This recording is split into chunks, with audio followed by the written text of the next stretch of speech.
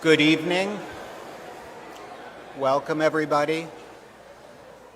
My name is Russell Shaw. I serve as head of school at Georgetown Day School here in our nation's capital, and far more importantly, I serve as husband to Rabbi Shira Stutman here at 6th and I. So tonight's conversation is going to be live streamed on Facebook at facebook.com/6th and I. If you know somebody who wanted to be here but wasn't able to, you can text them now and tell them to tune in. It is my privilege to introduce Yuval Noah Harari, an Israeli historian and a professor at Hebrew University in Jerusalem. He's the author of the international bestsellers Sapiens, A Brief History of Humankind, and Homo Deus, A Brief History of Tomorrow. His most recent book, which was released just 2 days ago, is 21 Lessons for the 21st Century. Harari's writing reminds me of a book that was very hot in the 90s called Zoom. The book starts out with an image of a rooster, and then it zooms out and you realize that the rooster is actually in a barn, and it zooms out from there and you understand that the barn is on a farm, and then it zooms out again and you understand that the farm is a toy farm and a child is playing with it, and then in the next image you understand that the child playing on the farm or with the farm is an image on the cover of a magazine.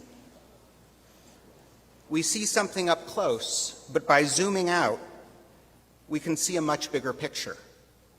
Harari's writing does that. It helps us see a much bigger picture that can provide a fuller understanding both of where we've come from and also where we're going. It's a broader perspective that is necessary at this moment in our history and for which we are all hungry. And as a case in point, of the top 8 bestsellers listed in Sunday's New York Times, 5 were about the Trump presidency, both for and against. 2 were memoirs, and 1 was Sapiens, which was published in 2014. At Georgetown Day School each year, I give the senior class a different book at graduation.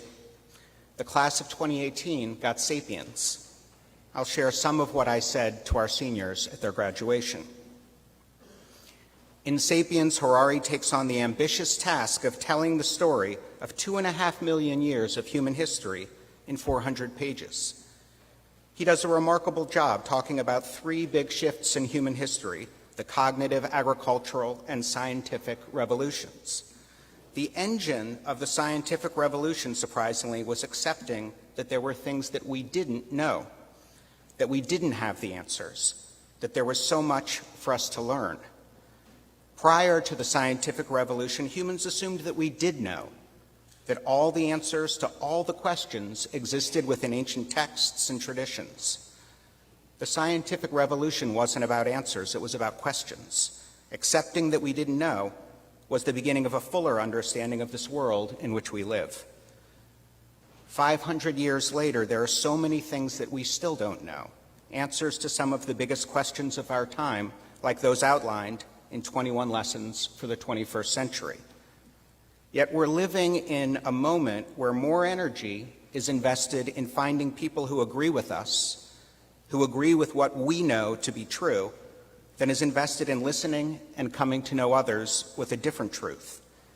If we engage the world and other people certain that we have the answers, we are powerfully limiting our ability to discover, to make leaps, to solve previously insoluble problems.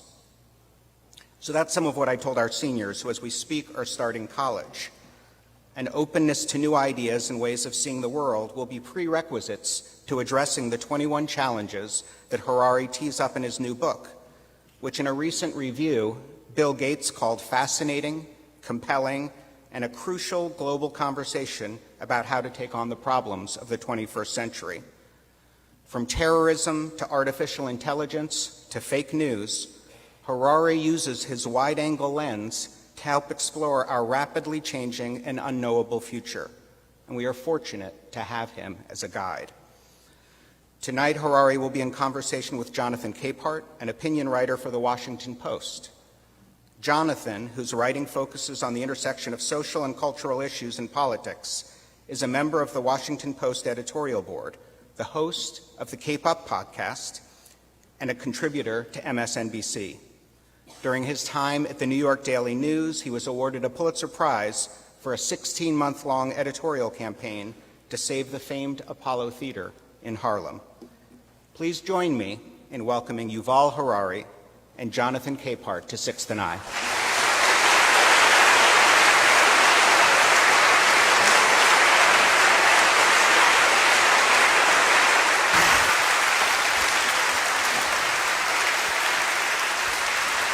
So is this the reception you get every time around the world? Packed houses, applause? Sometimes. Yeah. Depends where. Well, Yuval, thank you very much for being here for your latest book. I read all of it, and people who have seen me do this before, I've underlined, I've taken notes, I've got page numbers, so be ready. I think that the perfect way to start off this conversation is to read a paragraph. Admittedly, it's in the introduction, page XVI, or 16. And this is, I think, would be a great way to kick this off. You write, so where are we heading? This question is particularly poignant because liberalism is losing credibility exactly when the twin revolutions in information technology and biotechnology confront us with the biggest challenges our species has ever encountered. The merger of infotech and biotech might soon push billions of humans out of the job market and undermine both liberty and equality. Big data algorithms might create digital dictatorships in which all power is concentrated in the hands of a tiny elite, while most people suffer not from exploitation, but from something far worse, irrelevance. That happy paragraph is basically a good way, a perfect introduction into the book. Talk more about this merger of information technology and biotechnology, and why at once is it extremely exciting but also extremely scary? Well, a good place to start is with the question, do I know myself? Do I really understand myself? And many people would say yes. And in that case, they have nothing to fear. But because the AI will not make much of a difference to them. It can't know them better than they know themselves. But these people are probably mistaken. Very few people actually understand themselves. Very few people can really say, yes, I know myself. I understand my mind. I understand my desires, my thoughts, where they are coming from. I think that too many people suffer from a lack of curiosity about themselves. And the AI revolution, or really the merger of biotech and infotech, is at the same time both exhilarating and frightening, because we are creating an external system which is hacking us, which is getting to know us far better than we know ourselves, which on the one hand is exhilarating, because you can start understanding yourself, you can start understanding your brain, your body, your mind, your life choices, your desires, your thoughts, in ways which were previously unimaginable. But at the same time, this kind of knowledge will be accessible not just to you, but to some external systems. And depending on the political choices we make, this kind of understanding might be accessible not to you at all, only to the external systems. And to think what it means to live in a world when somebody else, an external system, understands my innermost desires and fears and hopes much better than I understand them, this is a very frightening scenario. And we're already living in it. I mean, in reading the book, I mean, we are feeding data to these big companies and into these algorithms. As I was reading, I kept thinking about how I go to Google Play and I will hit start radio. And then all of these songs, I pick a particular song that I really love, start radio, and then all these other songs come on, then I'm like, oh yeah, that's great. Oh, I remember that song. I love that song. And that's this algorithm that's learning me, that's understanding me. All of my choices are being sucked up by this thing. But this is just, this is just the beginning, just the tip of the iceberg, because at present, these algorithms are still extremely primitive. They're in their infancy, especially because they don't go beneath your skin. They are still based on the choices you make outside, on you pushing buttons and pointing at things and swiping your credit card and doing likes and dislikes on a screen. And it gathers a lot of data from that, but it's all surface. The really big change will come when it goes underneath the skin. When the same algorithm, with the use of biometric sensors of the type which you're already beginning to see on more and more wrists and fingers and will eventually be inside our bodies, when the same algorithm that chooses music for you can, in real time, monitor what happens to your blood pressure, to your heartbeat, to your brain activity as you listen to each song. And all that data is not going to disappear. It's being accumulated.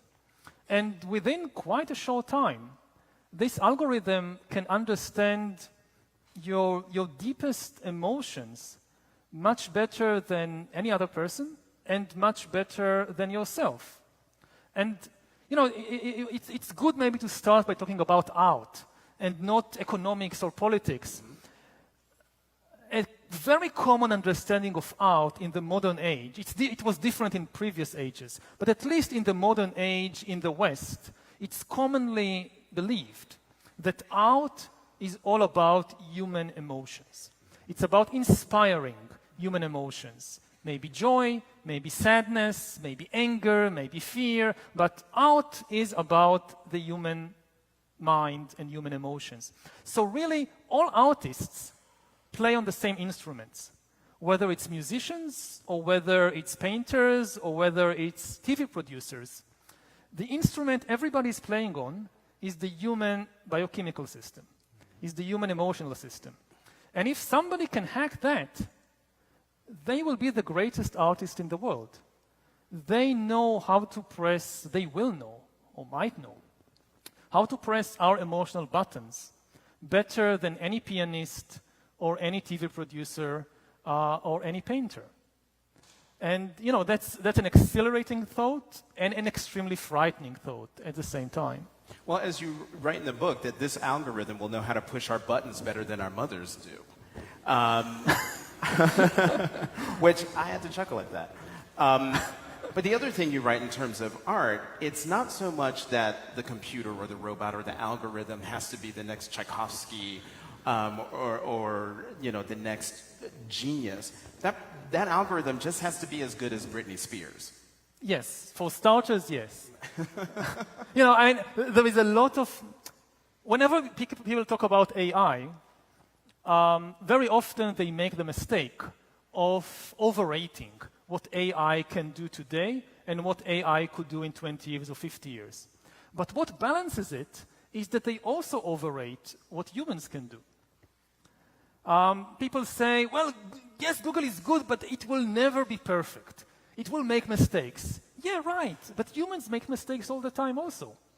If we move from art, let's say, to questions like what to study in university, or whom to date, or whom to marry, and we'll try to look a couple of decades to the future, and maybe we will turn to an algorithm to decide for us what to study in university, or whom to marry.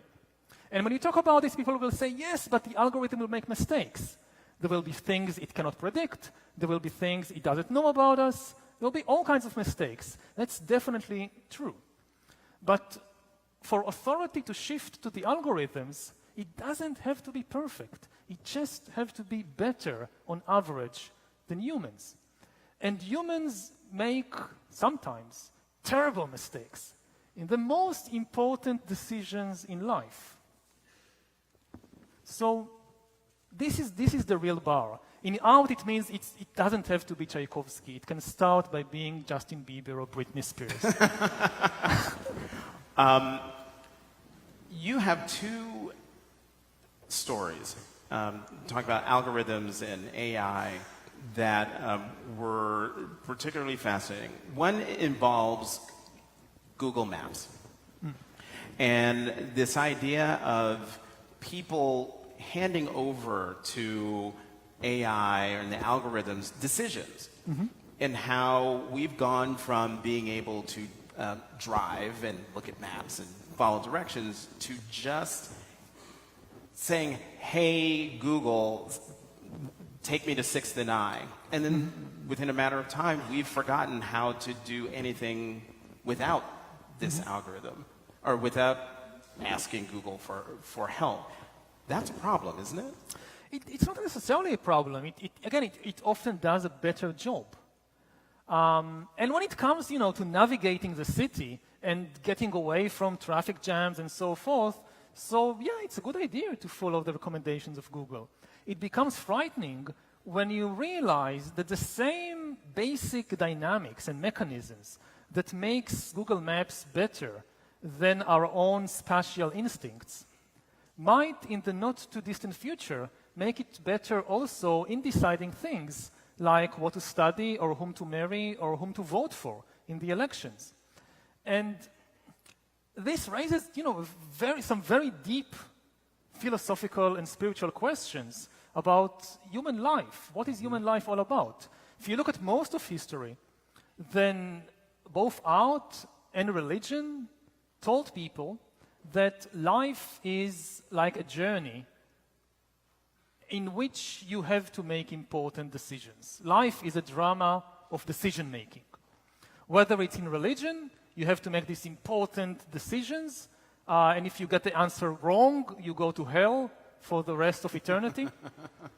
And also in art, like almost every big or small novel or movie or theater play, whether it's Shakespeare or Jane Austen or the latest Hollywood blockbuster, it's often just a drama of decision-making.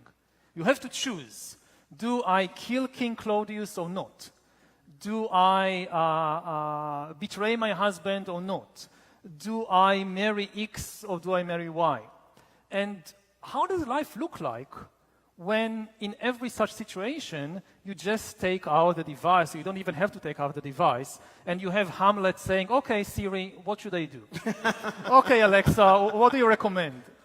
And Hamlet could have a much more convenient life, but what kind of life is it when all these big decisions, and even small decisions, are not made by us? So we become these kinds of ultimate consumers, perhaps, and everything is arranged to our comfort, but what exactly is the meaning of that kind of life? The second story involves Alpha Zero. And this gets to just how quickly computers, AI, algorithms are quick. The machines are way more advanced than I think, the layperson gives them credit for. Quickly tell the story of Alpha Zero. Well, it's very old news that computers can defeat humans in chess. It's been 20 years, I think, since Deep Blue defeated Kasparov. But the latest sensation involves a game between two computer programs. A new program just out there, just a baby, a tiny baby, managed to defeat the previous computer chess master. And the amazing thing about the baby program is that except for the basic rules of the game of chess, nobody taught it anything. With Deep Blue and other computer chess prodigies, you had human engineers teaching the computers, the software, a lot of things besides. I mean, all the accumulated wisdom of hundreds of years of human chess players went into it. With Alpha Zero, nothing went into it. It just played against itself. And within an amazing short time of just 4 hours, it became better than the previous computer world champion, which was much, much better than any human being. So The Stockfish 8 program. This was the previous champion. Right. This happened on December 7th, 2017. So this was just almost less than a year ago. 4 hours, this computer was able to teach itself chess and then beat the reigning champion. And if I have it right, if I can read my notes here, it won most of the matches and then had a draw. Yeah, they played like 100 matches. It's very Right. quick with computers. And I think it won something like 25 or 28 or something and had draws in all the rest of them and didn't lose a single one. And chess is not like the world. It's much, much simpler. But in more and more fields, computers are going to outperform humans and will not even need humans to teach them the basic skills and the basic tricks. They can teach themselves more and more things. So you spend a lot of time in the book. I've divided your book into 3 sections. All of this that we're talking about, AI, robots, algorithms, artificial intelligence. And then the second part is like, who are we? And so if we have a situation where computers and algorithms are going to know more about us than we do, and we end up spending a whole lot of time just handing off decisions to this algorithm, then answer the question, who are we in that case? We don't really know. And again, this becomes very dangerous when somebody else knows. But who are we, both on the individual level and on the collective level? It's, again, one of the most basic philosophical and spiritual questions that confronted humankind for thousands of years. But like many other philosophical questions, they now become urgent questions, very practical questions. Now, for thousands of years, the basic answer was given in the format of a story. When people ask, who am I? What is the meaning of life? In almost all cases, they expect the answer to be a story. They expect to hear a story about the universe, which gives them, as a group, or me, as an individual, some role to play. And this is who I am. This is how I understand who I am. To the best of our knowledge, all these stories were fictions, invented by human beings. Not a single one of them was true.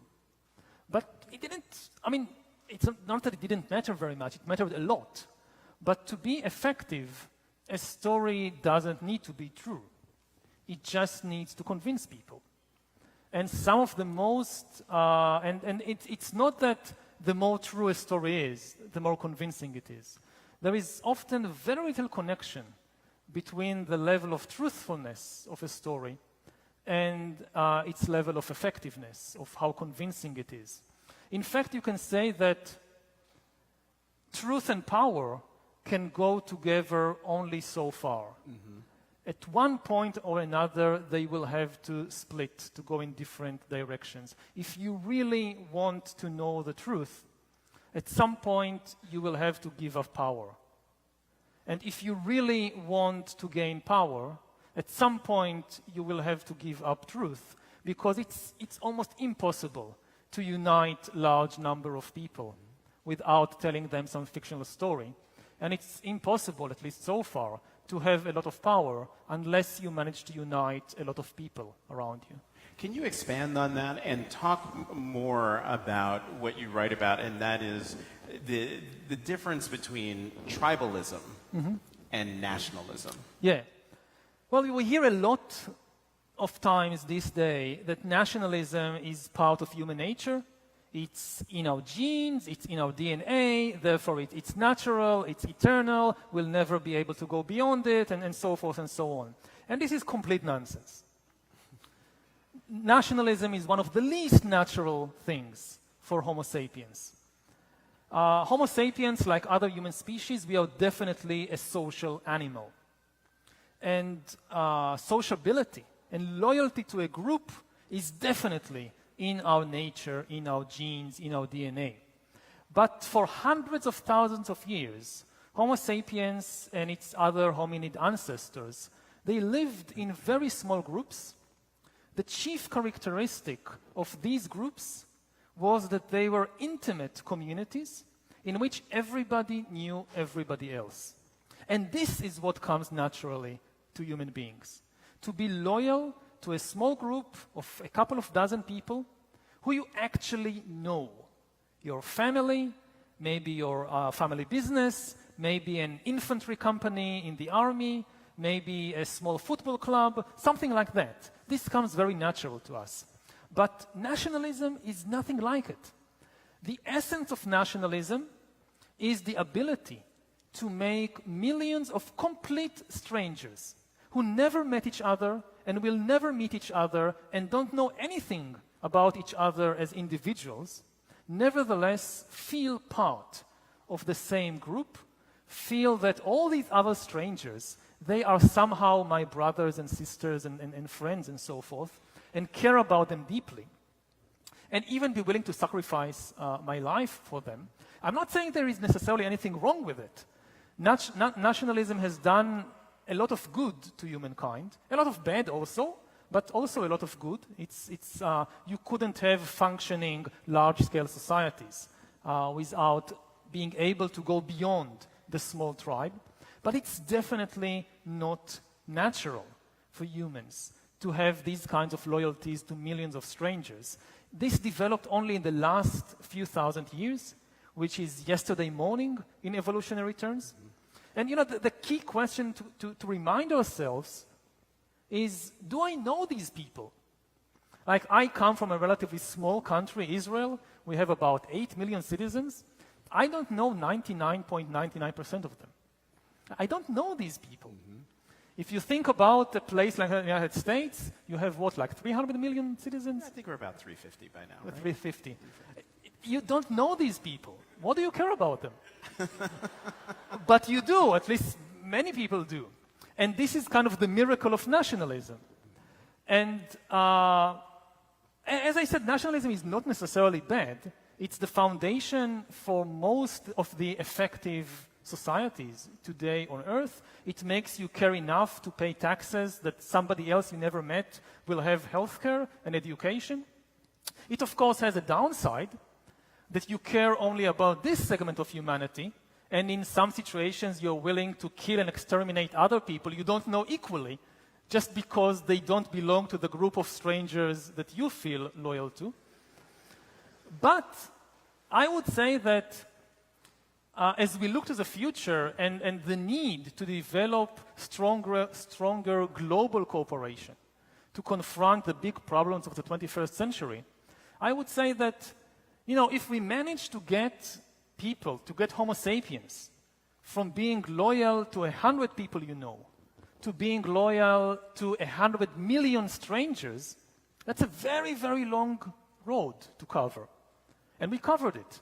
Now the distance from being loyal to 100 million strangers to 8 billion strangers, that's a very short road in comparison.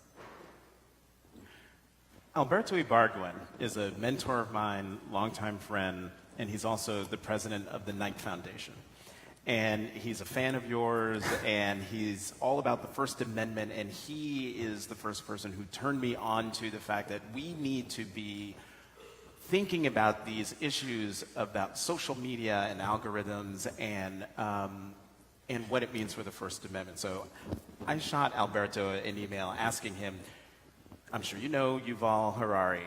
Do you have any questions that I could ask him? And what you were just talking about hits on a question that he had wants me to ask you. He says, in an era of worldwide media, of instant reach and virtual communities that defy geography or real space intimacy, are we not growing up to live our lives in cyberspace?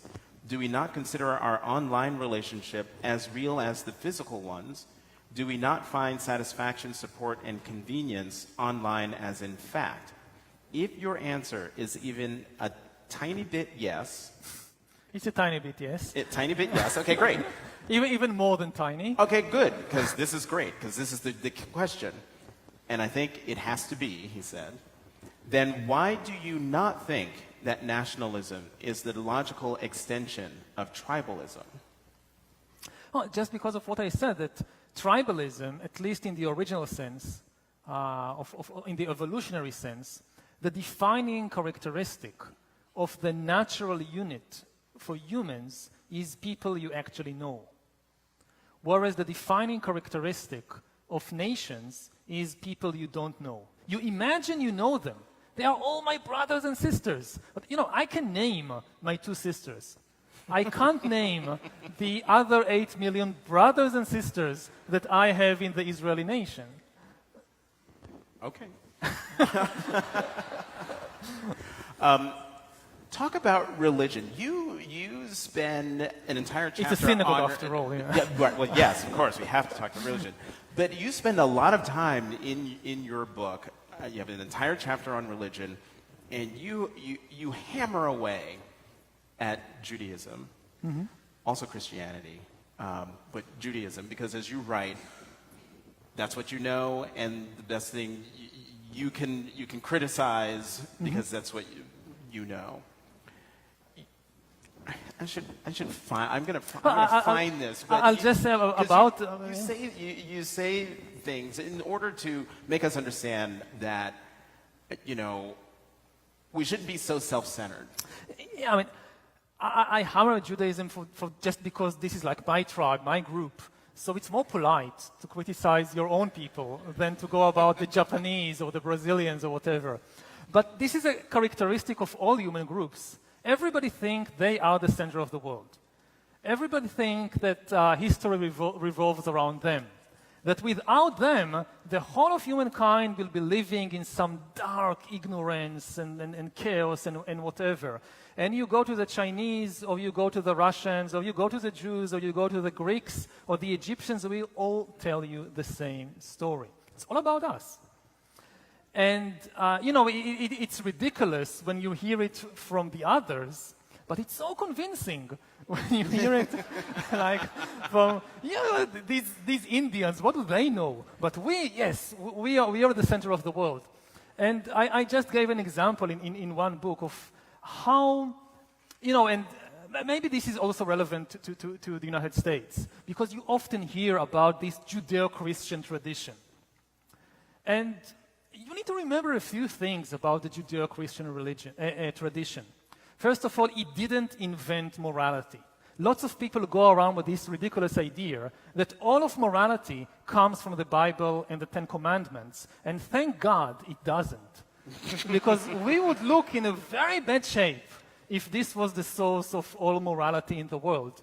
The Bible was written between 2,000 years ago and 3,000 years ago. Humans had moral codes and moral behaviors thousands and thousands of years before that. Other apes, other social animals have morality. The Chinese and the Indians and the Aborigines in Australia, they had ethical codes and ethical behavior far superior in many respects to the Judeo-Christian religion without knowing anything about Jesus or about Moses. What does characterize much of the Judeo-Christian tradition, and here specifically it's more the Christians who bear the cross, they are the most intolerant, they have been the most intolerant tradition probably in human history.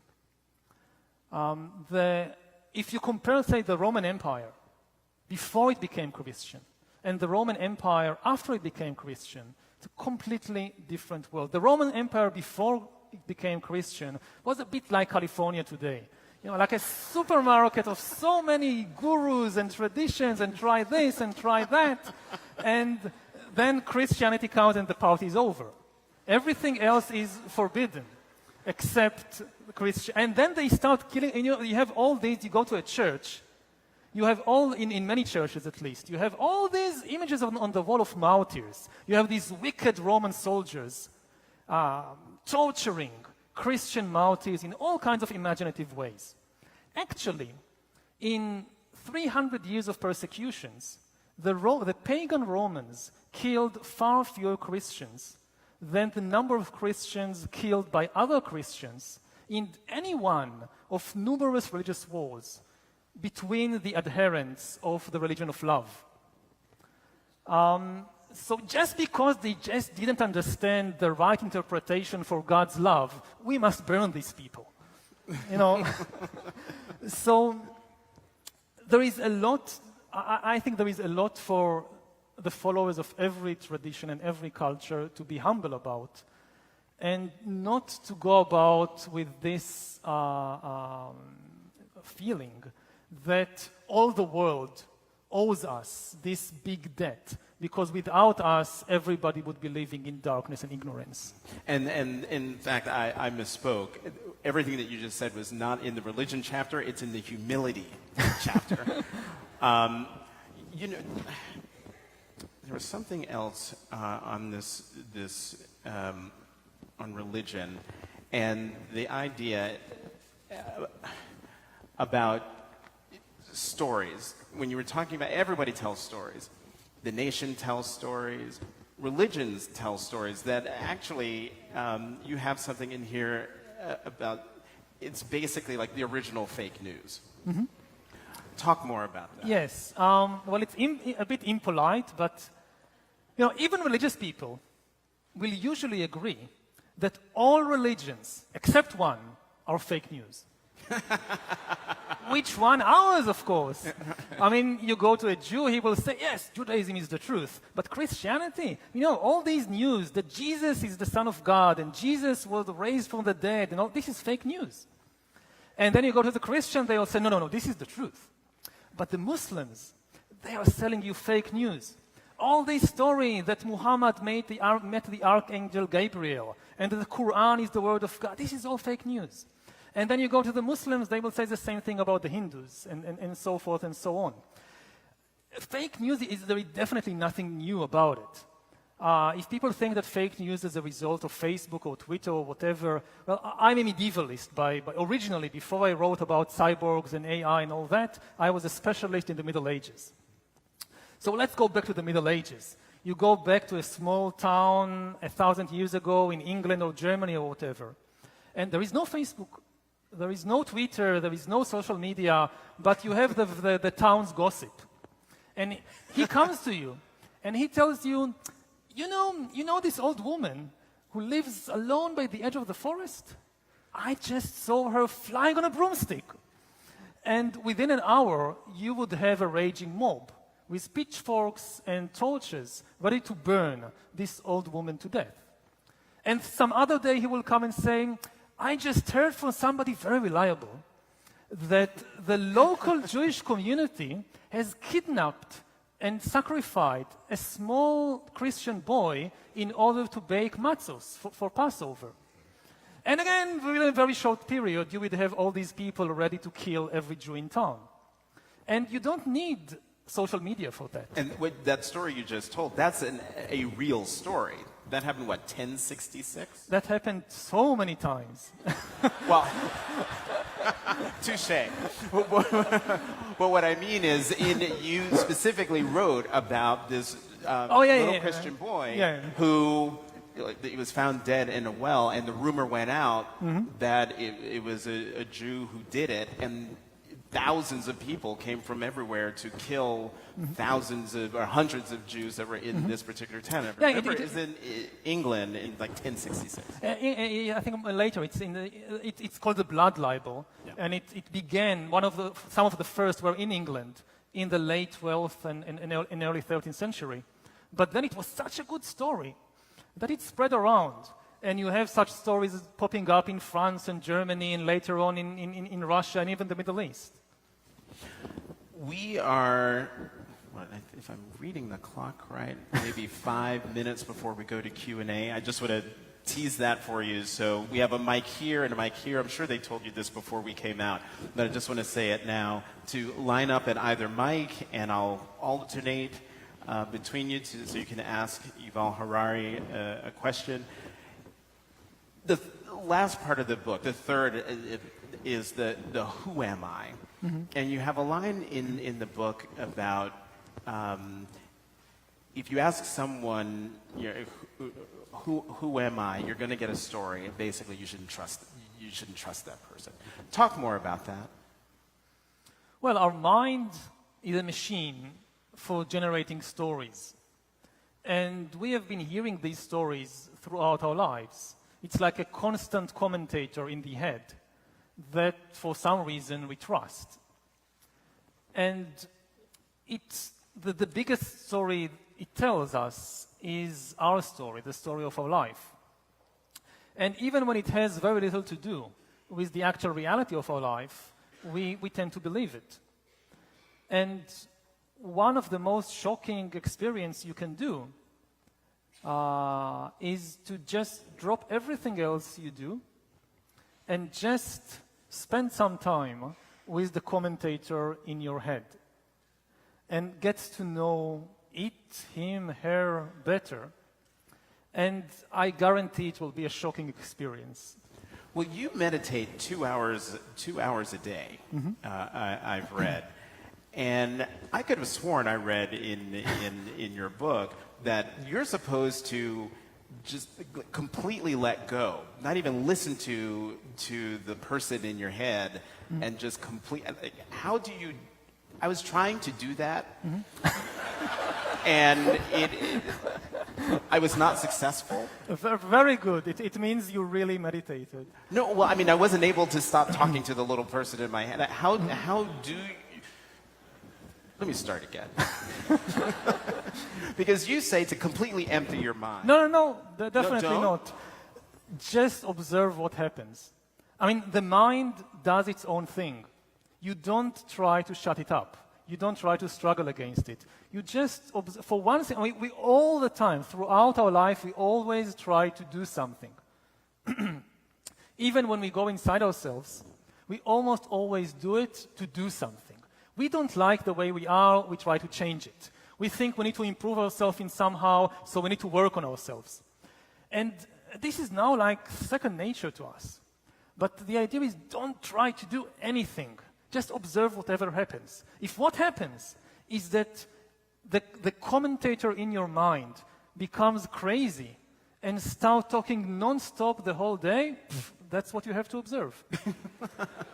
And, it's one of the most difficult things to do in life. And this is why we tend to run away to the smartphone, to the television, to the computer, to a book, to something. The most difficult thing is just don't do anything. Just stay there and observe what happens.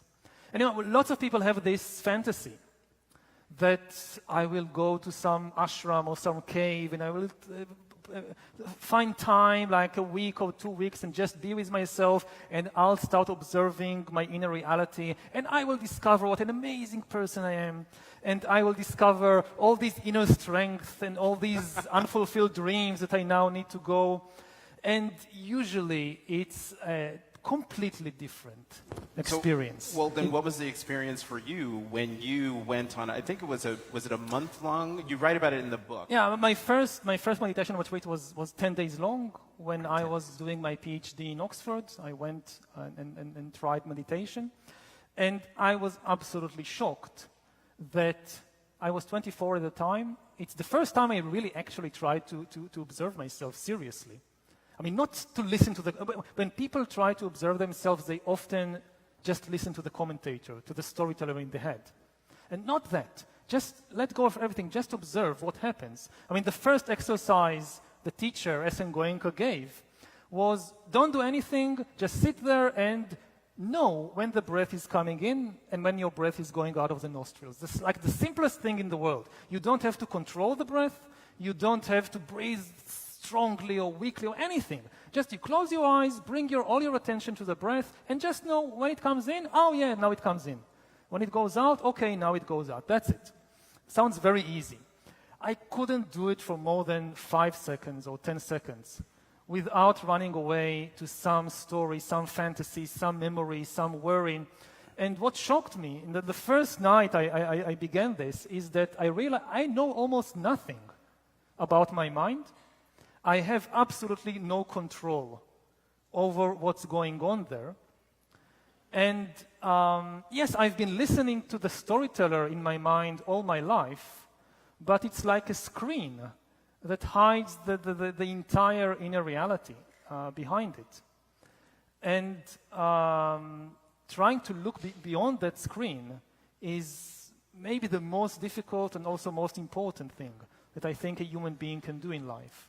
And have you succeeded in seeing beyond the screen? A little bit, from time to time. This is something that even after those 10 days, and even right now, you are, in your 2 hours of meditation, you are still trying to get beyond the screen.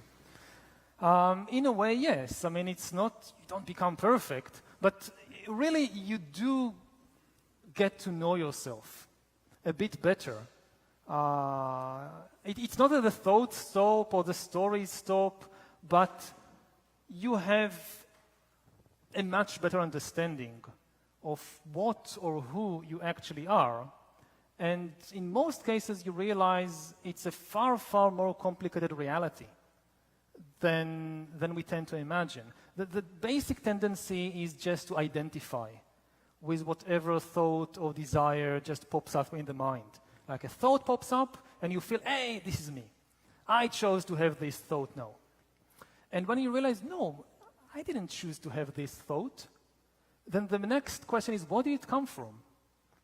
And this, in a way, brings us back to the beginning of our conversation, to AI and to the algorithms that try to get us to know us better.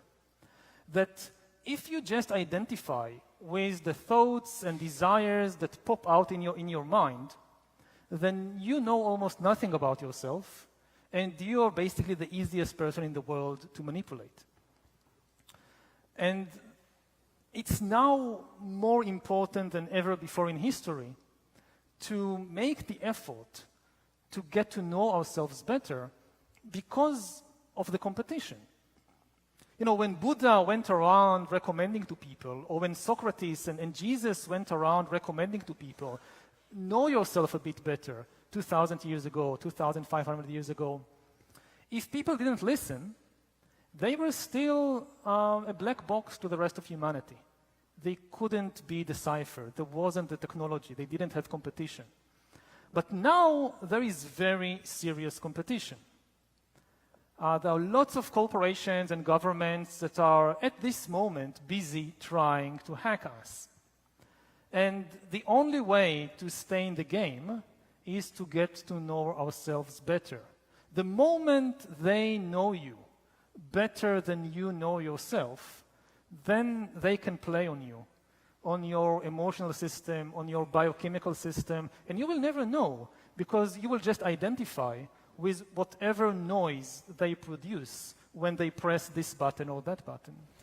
And that gets to the one big thing that you write in the book that I think will blow a lot of people's minds is we are the product. It's not that, you know, they're advertising to us and we're going to go buy things. Like, no. The data that we're giving for all of these things, we are the ones that are being sold to other corporations in this crazy new world that we are going to be in. There are lots of people lined up. Thank you very much for your patience, and I am going to start here. Thank you so much. I mean, really eloquent. You spoke about how taking us from 100 million to 8 billion is simple compared to where we started from. Compared, yes. Comparative. At the moment, it looks like we're not like we're coming together globally, but much more like we're fragmenting. That yes. Progress made in the 20th century is regularly being undone before our eyes. So do you have a view or a thought or a prescription on what it takes to bring that fragmentation to a close? Mm-hmm. Thank you. No. He spends a lot of time saying no. Like chapter 2, chapter 3. I don't know. No, you know, it's one of the most difficult questions in the world. I know that we should. I know that it would be good for us, but I also know that people very often don't do what's good for them. So I would say that the three biggest problems humanity now faces are nuclear war, climate change, and technological disruption. Even if we somehow manage to prevent nuclear war and climate change, AI and biotechnology are still going to completely disrupt the job market, the political system, and our own bodies and minds. And the only way to deal with this challenge is through global cooperation, because you cannot have a national solution to climate change, and you cannot regulate something like artificial intelligence on a national basis. If you ban some dangerous development in the United States, but the Chinese or the Russians are doing it, then very soon the Americans will be tempted to break their own ban because they wouldn't like to stay behind. So we need this global cooperation. And one thing, at least that I try to do, is to tell people about it. That, look, nationalism was all good and well perhaps in the 19th and 20th century, but it's just not good enough to deal with the problems of the 21st century. You cannot deal with them on the national basis. Whether it will be enough to convince people, I don't know. Question here. Thank you very much. I've read *Sapiens*. I loved it. I tried reading *Homo Deus* and then I misplaced it. But you have a really great way of really expanding our minds and blowing our minds. So thank you for coming here and speaking. And my question was actually about that process of writing. What was it like for your first book to be such a massive success and be so popular? And what led you to write your subsequent books? And are you now a writer? Is that what you're going to be doing with your time? About the success of the first book, it was a very hard work, not just of me, but of an entire team. Just like it takes a village to raise a child, it takes a village or a team to make a book successful. I know only how to write, but that's a long way from actually having a successful book, because there are so many very good books out there that nobody heard about. So I also had a lot of help from my husband, who is the PR genius behind all the books, and also from our publishers and from our entire team. And this is something I think that anybody who is working on a book should also realize, that yes, without a good book it won't work, but just having a good book is also not enough. And I didn't have any plans on writing the first book or the second or the third. They just kind of wrote themselves. I'm a bit, almost can say, afraid of defining myself as a writer or an author, because I don't want the responsibility of writing another book. Okay, I'm now an author, this is my job, what's the next book going to be about? And I don't know, if I have something to say, then I'll write it down, and hopefully or not, people will read it. But I don't want to be in a position that I have this pressure. Well, it's been 2 years or 5 years or whatever since the last book. When is the next book coming out? Question here. Thank you. Question here. There are two very well-established models for our future. One is the really scary one that you're talking about, with, all the unnecessary and unneeded people and a small elite ruling us.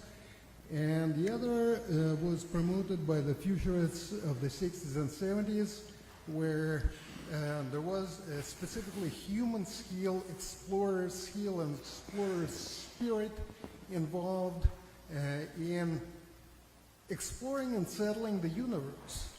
And as a first step of that, maybe cleaning up our own planet first. Your question? So the question is, do you see any scenarios between these two, or other than these two? And what looks? There are many, many scenarios. I don't think anybody knows how the world would look like in 2050, because it's not deterministic, it haven't been decided. I definitely don't see my job as making prophecies. I think if you know for sure how the future is going to be like, there is no point telling people about it. They can't do anything about it. It's not going to change. It's going to be like that. So I think that the important thing is to expand our horizons and realize there are many different futures out there. And we need to make the right choices, the wise choices to avoid the worst scenarios. And yes, I tend to focus on the worst case scenarios in order to encourage people to avoid them. Thank you for your question. You're next. Yes, my question is, in a world or universe full of failed stories, as Could you said, speak into the mic yes, so everyone can hear? in Thank a you. world full of failed stories, and I think the need for stories is also basically man's need for meaning or explanation of why we're here in this universe. I'm curious as to how you personally find meaning in this world full of fake news, fake stories, and if you do find meaning, why in these things, and if you don't, also why? Well, I try as much as possible to stay in touch with reality. I think one of the most difficult but most important thing for humans is to know to tell the difference between these fictional stories, which are often necessary. We need them to have a functioning society. Even something like money is just a story we invented. It has no objective value, no objective reality. It works only as long as enough people believe in the great stories that people like the chairperson of the Federal Reserve tell us. And we need these stories, but we also need the ability to tell the difference between what is a story invented by humans and what is reality. And I would say that the best test I know is the test of suffering. If you need to know whether an entity is real or whether it's fiction, ask whether it can suffer. A nation cannot suffer. Even if a nation loses a war, it doesn't suffer. It has no mind. It has no nervous system. It has no consciousness. It doesn't feel pain or sad or anything. It's a metaphor. When people say the nation has suffered, haven't the Jewish people suffered enough? No, they haven't suffered at all. The individuals suffer. But a people cannot suffer. You don't have a people mind or a people consciousness. And similarly, animals suffer. A cow can suffer far more than the whole of the United States because a cow has a mind, but the United States doesn't have a mind. And this is not a political commentary. It's just a simple I'm with you. scientific I'm fact. still with you. Isn't that like a genocide, though? When the whole people suffer? So you have many individuals who suffer. Suffering, you need to have a mind, you need to have consciousness, you need the ability to feel pain or to feel sad to suffer. And this is something that collectives, that nation, I can certainly suffer when my nation loses a war, both because of the physical consequences and because I identify with my nation. Even when it loses a football game, I can suffer. Like I watch the game on the television and I lose the game and I suffer. The suffering, I feel unpleasant sensations in my stomach. I feel unpleasant sensations in my chest. This is what happens. Now, a nation doesn't have stomach or chest, doesn't feel anything. So this is something which is very good for us to remember as we try to make sense of the world. He really goes into it in the book. You read the book. Next question here. Hi, I have two short questions, so you Great. can answer them quickly. First, do you think there's any hope for algorithms that you control yourself? There are new technological developments for that, where I'll control my own algorithm, and also this idea of blockchain, democratized control. What do you think of those? Is that possible?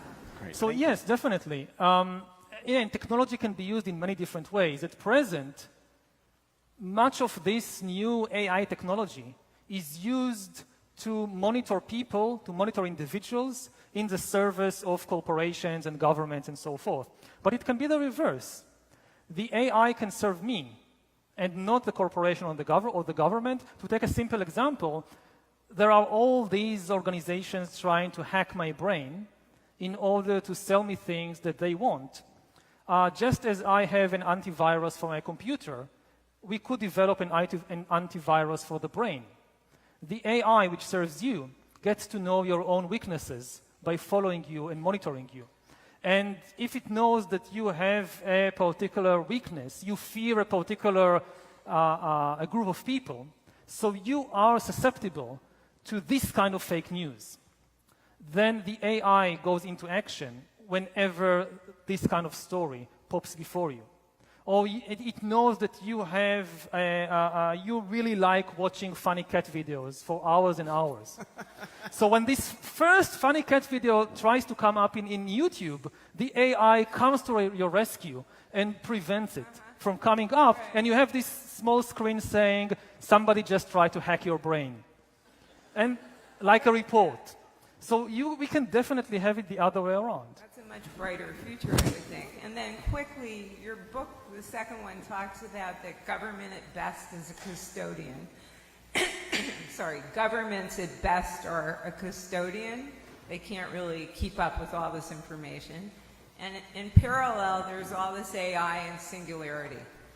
So I know you don't want to forecast the future, but how do you see this coming together if our government is dysfunctional, but meanwhile AI is powerful, the tech companies are powerful? What's your best guess of how that will evolve? Right. in the next Thank 5 you. years? I don't know. I mean, again, it depends. But you must have a best In guess. different parts of the world, I mean, you're a historian. in different parts of the world, we have a very different development at present in terms of the relative power of governments versus corporations. And in the end, it doesn't matter. Whoever controls these algorithms will be the real government. It doesn't matter if you call it a corporation or you call it a government by any other name. The real question is who controls all the data and all these powerful algorithms. Thank you for your questions. You're next. Thank you so much for a great talk. I wanted to connect two separate strands of thought that you discussed today. One was the trade-off between truth and power, as you called it. And as you seek one, you have to sacrifice the other. And the other, your question about who are we will become extremely important in the future. So isn't that a source of power, trying to seek the truth about who you are? And isn't history full of characters like Jesus or Buddha or the like? Yeah, I mean, when people seek the truth about who they are, this opens an opportunity for somebody to gain power over them by telling them a very convincing story which claims to explain who they are. And if they believe the story, then that person or that movement or that party now has a lot of power over them.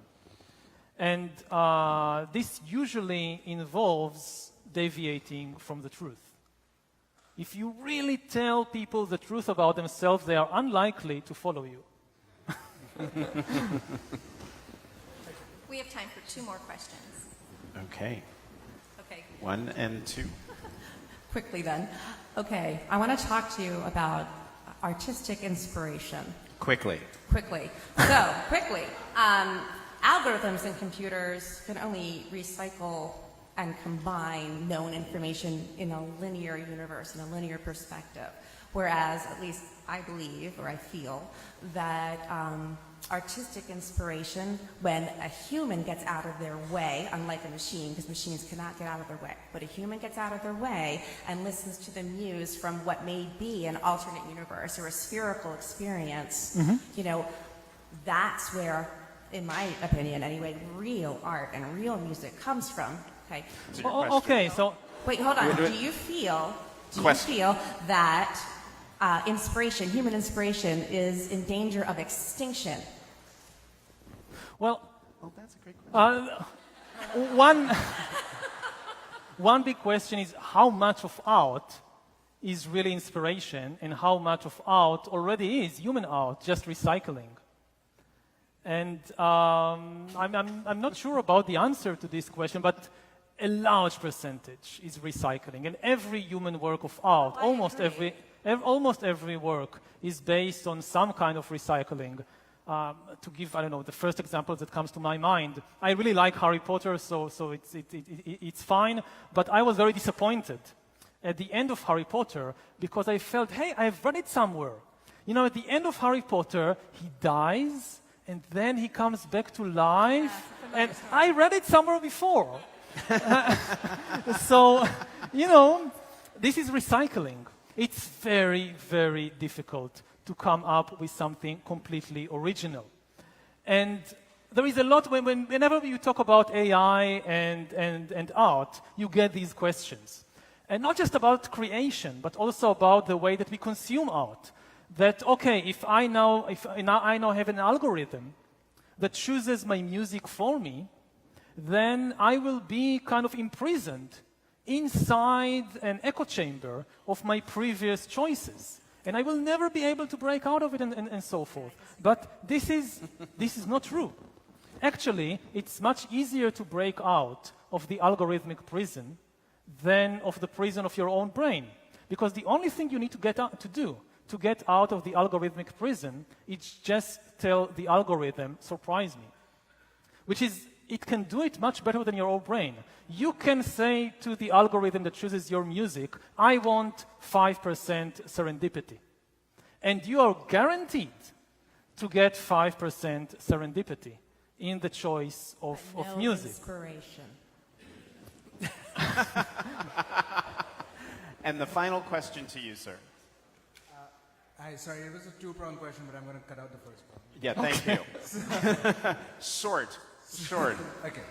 So you talk about nation-states being not a great model for cooperation per se, especially in the face of the disruptions we are and will face in terms of climate change and AI and stuff.